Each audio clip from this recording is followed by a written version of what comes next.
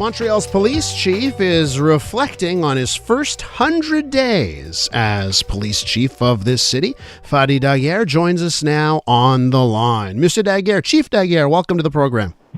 Thank you, Mr. Marcos. So, what has been the most challenging part of your first 100 days? Well, it was recruitment. The recruitment, the retention, and the attraction to come work in Montreal was one of the most challenging parts. But now, with the new convention that we just signed with the union, with the city of Montreal, plus the few approach that we create in that convention, I think we're on the right track to be able to attract more, and especially to keep those police officers in the SPVM. So let's talk about why there's been those challenges. And I've seen some statistics thrown around that there, and maybe you could fill me in on the number. I think I saw that 85% of Montreal police officers don't live in Montreal. Is this part of that challenge here, making sure that the police officers who serve this city live in the city? You're absolutely right. It's around 85% that live outside. But it doesn't mean that they don't know how to work in Montreal. But being in Montreal, staying in Montreal, growing in Montreal, learning the code of the different neighborhoods, the different people coming from the different background, it definitely helped. So with the new convention that we just signed, the salary of the police officer is going to be a bit higher. I think even much higher. So the one that couldn't afford to live in Montreal because it was so expensive, now they're going to be able to stay in Montreal, but we cannot obligate them to stay in Montreal. But I'm trying to convince them with a new condition, try to stay, and then you're going to be able to understand better the community, all the community that you're serving. Yes, it is one of the challenge, but and also to work in Montreal is very stressful, and the media is always on the police of Montreal.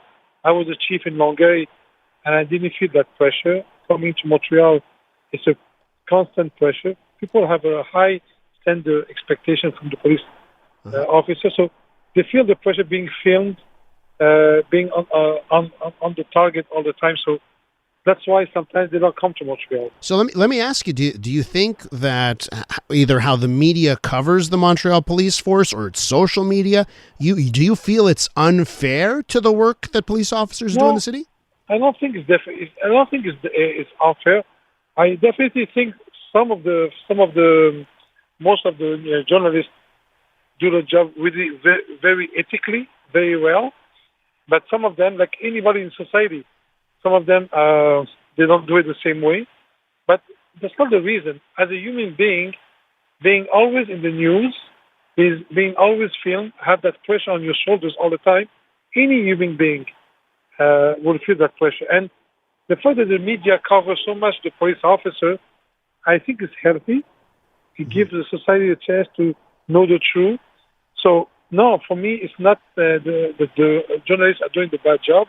But just as a human being, it's very difficult to take that pressure all the time. But on the notion of always being filmed, it's not TV cameras that are always there. It's people's cell phones, right? It's people's smartphones, right? So let me ask you this.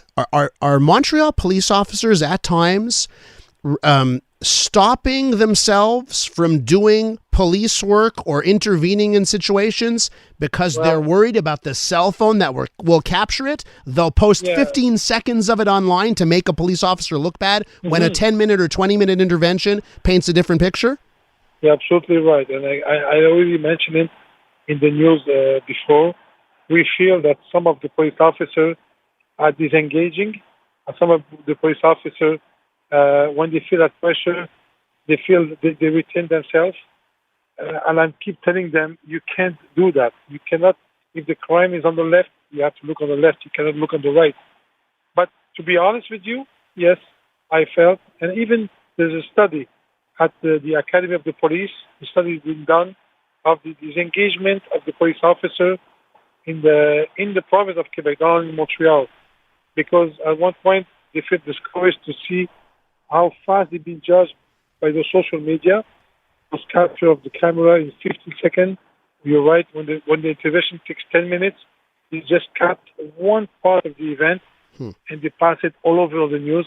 Yes, some of them are discouraged. We are with Fady Dagher, Montreal's police chief, talking about his first 100 days as police chief in this city. So let's take a look a bit about your methodology, how you view a short-term versus long-term, because I heard you in your press conference this morning talking a bit about why it's important to crack down on like petty youth crime at times. I know some people will hate to hear that. They'll say it's not a progressive policy to target youth crime and petty crime.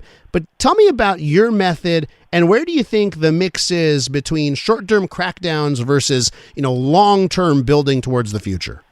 Okay. Short-term for me is two things. First thing is the people are using the guns, and I think that some violence with the guns. Those ones we should have zero tolerance. There's no space for us to negotiate with them. So for me, we need on the short term to be extremely repressive and dissuasive.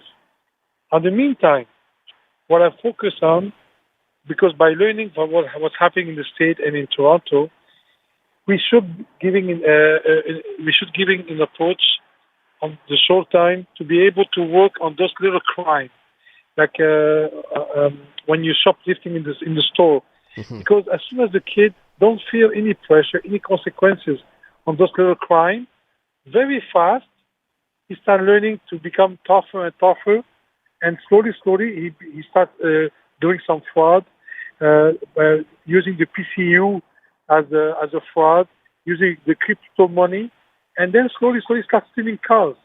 But eventually he wants to protect himself. Then he starts using.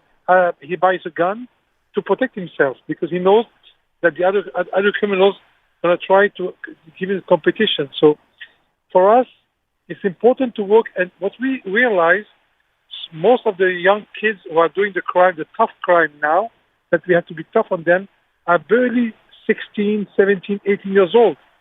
So we have to focus on them and be zero tolerance, because we have to find a way to arrest them before they shoot anybody on the street. But in the meantime, we have to work on those young kids of 8, 10, 12 years old to be close to them, to give them other options before they become a criminal. Because if we keep working only on the short term on those real criminals, the younger one, if we forget them, they're going to be the next one in 5, 10 years. You brought up gun crime before, and I need to ask you, how is that battle, how is that war against illegal firearms, illegal handguns on our streets, how's it going? Well, right now, but I hate talking about numbers, but I'm still going to give you an example, okay? From the 1st of January to the 30th of April, in 2022, we had 5 murders by gun. Now, the same comparison in 2023, we have 1. Attempted murder by shooting, we had 18 in 2022, and we had 14. Same thing with the discharge of guns. We have 43 in 2022, we have 35. So everywhere is decreasing. But doesn't mean those numbers are going to stay this way.